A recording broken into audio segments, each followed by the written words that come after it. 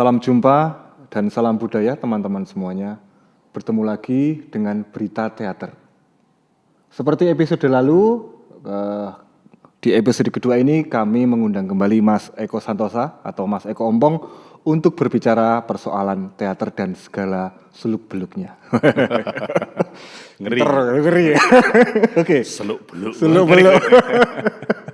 Anggut ngetete selut beluk. Masih ngeri ya. Oke. Kalau pekan lalu kan kita bahas soal sebenarnya teater itu kenapa dibutuhkan dan juga sebenarnya teater itu kan lebih dari sekedar teater. Lebih dari sekedar acting. Ya, betul. Nah, terus ini jadi penasaran ini Mas. Mungkin teman-teman di rumah juga banyak yang bertanya.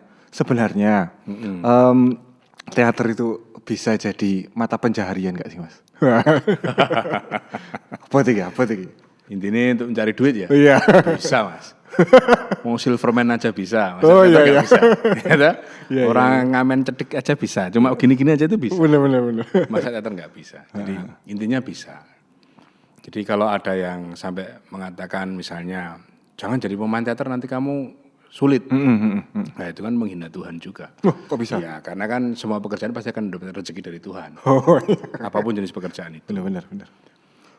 Nah, orang awam itu atau secara umum itu bisa mengatakan bahwa teater itu nanti akan sulit.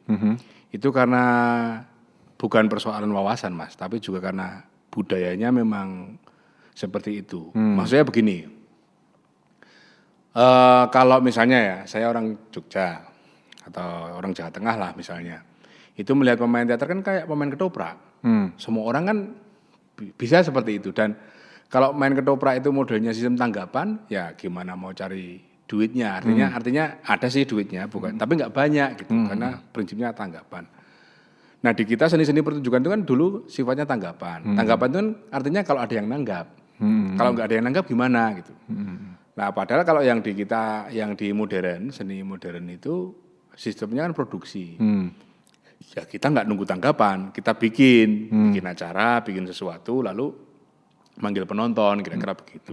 Itu ya secara prinsip. Nah, otomatis dengan berproduksi ini sama dengan produsen lain, misalnya pengrajin lah, pembuat tiker, itu kan dia memproduksi.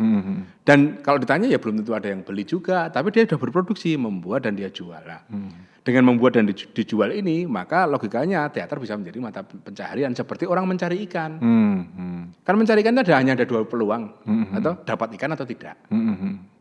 Gitu. Kalau nggak dapat ikan berarti dapat masalah, kan gitu. Logikanya begitu. Tapi apakah nelayan bukan mata pencaharian? Mata pencaharian Mas, kan gitu logikanya. Nah, semestinya hal seperti ini sudah mulai terbuka ya di masyarakat umum bahwa sekarang ini banyak hal yang tidak dipikirkan oleh orang-orang dahulu itu bisa menjadi mata pencaharian.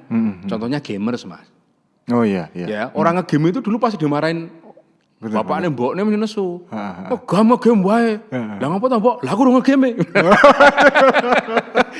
Dimarahin bapak ibunya karena bapak ibunya belum nge-game. Nah, sekarang gamers itu kalau ahli bisa dapat duit banyak. Dia bisa bikin tutorial macam-macam. Bahkan dia bisa menjadi game tester istilahnya. Ada produsen game yang minta agar gamenya dites kurang apa gitu. Artinya banyak sekali peluang sekarang itu. Apalagi teater kan gitu. Oke. Kira-kira begitu. Kalau gitu, sini kita bicara ini deh Mas, bicara kenyataan. Kalau menurut jenengan sendiri sebenarnya bermata pencaharian teater di Indonesia itu piye Mas? Itu bisa jadi jaminan, ya paling enggak masih bisa buat orang hidup kah ataukah ya cuman sampingan piye Mas? Kalau gini, kalau tujuan hidup seseorang itu adalah bahagia, itu pasti bisa membahagiakan. Karena bahagia kan tidak terhitung seberapa banyak yang kita miliki, tapi seberapa besar kita memaknai apa yang kita dapatkan, itu baru kita disebut bahagia gitu. Jadi misalnya termasuk orang kaya. Orang kaya itu bahasa Indonesianya itu dulu waktu saya sekolah itu orang berkecukupan. Nggak tahu istilah sekarang itu masih enggak orang berkecukupan. Orang kaya adalah orang yang berkecukupan. Artinya kalau makan sekali cukup berarti dia kaya. Sehari makan setengah kali loh Mas. Setengah kali dari setengah kali cukup dia kaya. Tapi ada orang yang makan sehari 5 kali, punya mobil 5, rumahnya tingkat 6 ke bawah, tapi nggak cukup. Lah berarti dia nggak kaya. Dalam istilah kecukupan. Nah, kecukupan tadi. Nah, Iya. oleh karena itu, kalau kita ukurannya adalah kemudian seberapa banyak yang kita miliki, seberapa banyak duit yang kita punyai dan sebagainya, itu semua akhirnya menjadi relatif. Tapi kalau bahagia tidak hidup itu, si pelaku teater ini ya akan menjadi bahagia jika itu sudah menjadi pilihan hidupnya. Oke. Gitu. Oke. Nah, bicara masalah itu, mungkin kita kembali lagi ke episode pertama, Mas. Iya. Ternyata teater kan lebih dari acting. Nah, Betul. terus ketika orang berbicara teater itu bisa jadi mata pencarian, berarti kalau selain jadi acting, kira-kira apa, Mas, di bidang teater yang orang-orang bisa mencari pekerjaan lah, kasarannya seperti itu? Ya, misalnya di manajemen, dia bisa menjadi produser. Kalau ini udah punya duit ya. Kalau enggak ya dia ikut menjadi panitia. Panitia produksi itu banyak, Mas. Mulai dari tiketing, marketing, macam-macam. Ya, itu seperti ilmu manajemen yang lainnya. Cuma ini manajemen pertunjukan. Dia bisa bekerja di situ. Terus kemudian dia juga bisa bekerja di tata artistik. Misalnya saya spesialis di tata panggung. Tata panggung itu hampir malah justru rezekinya nggak mati-mati karena ada aja gitu. Karena apa yang dikerjakan di panggung teater itu bisa dikerjakan dalam kehidupan sehari-hari. Misalnya saya biasa mendekor panggung ya untuk pertunjukan teater realis. Itu saya bisa juga mendekor misalnya kalau ada orang punya hajat mantenan gitu. Termasuk juga tata rias dan busana, bisa begitu. Tata cahaya, tata suara juga bisa begitu. Benar. Sekarang ini kalau misalnya orang butuh hiburan musik misalnya kan butuh tata suara juga. Nah, penata suara teater juga bisa bekerja di situ. Jadi banyak sekali ya. Kalau yang umum kan kita pahami itu misalnya penata panggung, penata cahaya, penata suara, penata rias, penata busana. Itu 5. Kemudian manajemen. Nah, sub-sub di balik itu kan banyak, Mas. Misalnya penata panggung itu saya pernah punya teman yang spesialis. Jadi spesialisnya dia misalnya di styrofoam gitu. Dia memang sampai ahli di bidang styrofoam, tapi dia tidak ahli di bidang perkayuan gitu. Ya kan nggak apa-apa. Ada yang ahli di bidang perkayuan, tapi nggak ahli di bidang yang lain. Ada yang ahli di bidang kertas misalnya. Ngeri, Mas, ini kertas semen. Berat jadinya, kertas dan semen soalnya. Jadi itu sampai dia benar-benar ahli, bisa bikin apa-apa gitu. Bisa bikin kamuflase benda tertentu dari kertas semen misalnya. Nah, ini kan keahlian-keahlian seperti ini kan penting. Kalau prinsipnya adalah produksi, bukan lagi tanggapan. Kalau produksi kan membuat, Mas. Membuat lalu ditawarkan. Kalau prinsipnya produksi itu sustainabilitasnya atau keberlanjutannya pasti akan lebih terjaga daripada yang sekedar tanggapan. Gitu. Kira-kira begitu. Iya, berarti tadi kan Mas Eko berbicara tentang kalau di teater itu selain acting juga produksi-produksi itu ya, Mas ya. Iya. Tata cahaya, tata artistik, tata kostum dan lain sebagainya. Termasuk tata air, Mas. Tata air. Ya ini betul.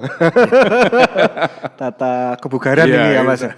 Terus kalau selain itu ada lagi nggak, Mas? Kan teater itu kaya kan sebenarnya. Dia konon sih kalau kata guru saya dulu itu teater itu belajar hidup. Karena sejatinya hidup kan ada banyak banget. Berarti selain tata itu dan juga acting apa lagi, Mas, yang kira-kira yang bisa dipelajari dari teater, kemudian itu mungkin bisa diolah menjadi ya itu kayak tadi bisa jadi pekerjaan gitu. Iya, motivator, Mas. Oh, motivator. Motivator dan konsultan publik. Oh, karena banyak ilmu yang bisa didapat di situ. Konsultan publik itu kan bisa memberitahu orang lain tapi tidak bisa memberitahu dirinya sendiri. Iya. Lah ini orang teater pasti lihat. Iya. Tapi ini berguru ya. Tapi seriusnya itu adalah bisa menjadi motivator, konsultan publik, terus kemudian dia juga bisa menjadi yang melatih manajemen misalnya untuk dinamika kelompok dan sebagainya, bahkan bisa menjadi pelatih kebugaran untuk yang khusus olah tubuhnya, banyak sekali karena hampir semua bidang dalam kehidupan itu bisa dikaitkan dengan teater. Bisa dimasukkan dalam pertunjukan teater atau film atau televisi. Dan misalnya saya sebagai aktor ini, saya berperan sebagai dokter misalnya dalam serial televisi yang misalnya 3 juta episode misalnya. Itu kan otomatis di pertengahan produksi itu pasti banyak ilmu kedokteran yang saya dapat. Artinya itu nanti kalau ada teman atau tetangga saya tanya tentang penyakit yang kebetulan di film tersebut saya berperan sebagai dokternya, saya kan bisa ngasih tahu juga. Iya sih. Nah, itu dari sisi aktornya ya. Jadi aktor tuh harus banyak belajar banyak hal. Tata panggung juga sama, Mas. Misalnya Mas Dino penata panggung. Mas, sekarang saya bikin teater ini. Pentasnya itu misalnya ini lokasinya di Inggris abad 15. Lah Anda kan pasti kan studi itu, Mas. Artinya mulai dari tata panggung Anda belajar arsitektur kan sedikit banyak. Benar. Gitu. Itu kalau disikapi dengan bahagia loh, Mas. Gitu? Kalau kalau disikapi sebagai cara untuk mencari duit biar kaya ya ngingu tuyul lah. Kalau disikapi sebagai bahagia bisa begitu. Kita bisa mendapatkan banyak hal dari pekerjaan kita. Jadi istilahnya mungkin secara ekonomi kita menderita, tapi secara batiniah, secara pikiran, kita kaya sekali. Artinya kita kadang-kadang malah dikasih orang, Mas ini butuh duit, nggak perlu. Nah, kadang-kadang begitu. Karena aku udah bahagia. Ini kan berat, Mas. Benar. Wah, ini capean semua rohaniawan itu begitu. Ini bisa dicapai oleh orang teater. Benar. Sangat religius ya berarti teater itu, Mas ya. Kalau disikapi secara bahagia. Jadi berlaku teater dengan senang, sederhana dan bahagia. Itu semua pasti akan mendapatkan manfaat. Apapun dari pikiran, perasaan, kesehatan itu pasti akan ada manfaatnya di situ. Tapi kalau misalnya seperti yang Mas Dino tanyakan tadi untuk mencari duit, untuk mencari kekayaan itu jalurnya juga ada, Mas. Namanya kan di industri seni. Oh iya. Ada pasti. Tapi umumnya yang sekarang yang berkembang kan film, terus kemudian web series yang berbasis internet itu. Nah, itu juga ada jalurnya sendiri. Dan lika-likunya juga ada sendiri, problematikanya ada sendiri, tantangannya juga ada sendiri. Gitu. Jadi tergantung kita mau posisinya di mana dalam teater itu. Kira-kira begitu. Iya. Oke. Ini mungkin singkat, Mas ya. Berhubungan dengan itu kalau tanggapan singkat jenengan aja. Kira-kira sebenarnya nasibnya teater maupun mata pencaharian teater di Indonesia itu seperti apa? Kan banyak yang bilang ya karena mungkin banyak orang yang pesimis ya. Ngapain sih kamu jadi belajar teater? Teater itu nganu apa? Ya wong tiketnya itu nggak bisa menjamin hidup. Nah, selama ini sebenarnya kahanan atau keadaannya si teater di Indonesia ini kayak gimana sih, Mas? Hidup matinya ini loh. Kan ya ini begini, kalau di kenyataan kita katakan bahwa teater susah juga enggak. Karena hampir semua kampus di Indonesia ini punya kegiatan teater. Kan? Begitu artinya kan menyenangkan. Benar. Mahasiswa-mahasiswa banyak yang senang teater. Persoalan kemudian dia di tengah jalan lalu kemudian dia bosen, itu kan berarti hanya soal metode, soal pelatihan dan lain sebagainya. Tapi intinya itu sejak awal itu menyenangkan. Siapa sih yang nggak sedang lihat bintang film seperti itu misalnya? Pasti menyenangkan. Nah, kondisi ini sebetulnya juga terjadi di dalam seni teater itu sendiri, Mas. Dalam artian, maksudnya begini. Kita mengatakan teater nggak menarik, ternyata nggak juga. Kita mengatakan teater itu tidak menyenangkan sehingga banyak orang menghindari, ternyata nggak juga. Banyak grup-grup baru bermunculan. Benar. Gitu. Nah, yang menurut saya yang menjadi penting bagi para pelaku teater sekarang ini adalah bukan bagaimana teater hari ini, tapi apa yang mau kita perbuat dengan teater sekarang ini sampai ke depan gitu. Apa yang mau kita buat terhadap atau dengan teater itu apa? Gitu. Jadi artinya kita tidak sekedar menerima kotak kita, tapi bagaimana kita membuat kotak sendiri gitu untuk ke depan. Nah, seni-seni terapan yang bisa berkaitan dengan teater kan banyak sekali. Bahwa termasuk pekerjaan-pekerjaan yang bisa digunakan untuk mengaplikasikan ilmu-ilmu teater kan banyak. Ini kan bisa bergerak di situ. Ini rada serius kayak. Kalau saya melihat catatannya Andy Neyman itu, aktor itu tidak harus menjadi aktor, Mas. Nah, di kita kan aktor kudu aktor. Iya. Gitu, bahkan ngombe wedang kudu acting. Jadi gini, Mas. Ini ngopo? Nah, di Andy Neyman itu bahkan ketika saya tidak sedang acting, ketika tidak sedang produksi, saya kemudian bekerja sebagai penarik gerobak sampah, maka itu punlah pekerjaan aktor juga. Karena dalam bekerja menarik gerobak sampah, saya juga mengobservasi karakter itu. Saya juga bertindak sebagai penarik gerobak sampah dengan sepenuh hati. Artinya saya di situ adalah aktor juga. Nah, tergantung bagaimana kita istilahnya memahami teater dalam diri kita sendiri. Artinya kita selalu mencoba tidak menerima kotak kita aja gitu loh. Andy Neyman itu begitu. Jadi Andy Neyman itu tidak hanya sebagai aktor, dia pernah menjadi sopir truk. Dan itu pun dia tetap ngomong, saya aktor. Jadi sopir truk ini pun tetap adalah pelajaran penting bagi saya untuk meningkatkan kemampuan saya dalam bidang keaktoran.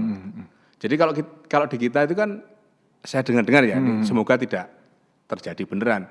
Umumnya kan kita ini nunggu, Mas. Ya kan? Iya. Nunggu kalau nggak diajak temannya nggak bergerak. Iya. Nah, Andy Neyman menyarankan kan nggak gitu. Jadi ya kalau misalnya sedang nggak ada pekerjaan acting ya cari pekerjaan yang lain. Tutulan berambang, apalah. Bahkan kalau memang benar-benar nggak ada dan kamu harus nganggur selama 2 bulan 3 bulan, nikmatilah itu. Karena itu kekayaan tersembunyi. Sulit loh, Mas.